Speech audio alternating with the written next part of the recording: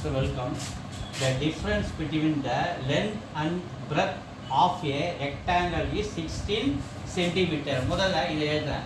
Difference between the length and breadth அப்படின்னா ஒரு rectangle length breadth. So இதோட difference L minus breadth is equal to 16 centimeter. அடுத்தது if its perimeter is 188 centimeter. So perimeter formula 2 into L plus B is equal to எவ்வளோ கொடுத்துருக்காங்க 188.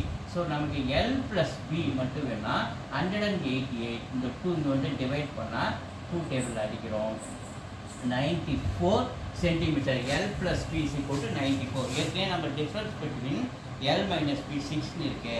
அடுத்தது L plus B is equal to 94 centimetre. கவனிங்க. So இது ரெண்டு equation solve பண்ணுங்க.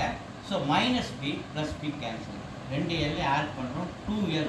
So இதை add பண்ணுங்க.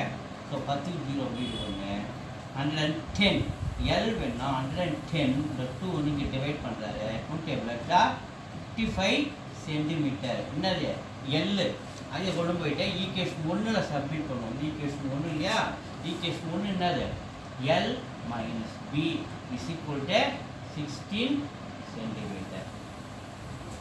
So அடுத்தது L minus B is equal to 16 centimeter. Equation 1 இப்போ நம்ம என்ன கண்டுபிடிச்சோம், L வந்து 55 கண்டுபிடிச்சோம். 55 minus B is equal to 16.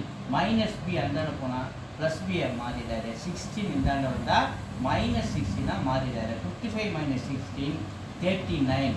So breadth கண்டுபிடிச்சோம் 39. ஸோ லென்த்து நமக்கு தெரியும் 55.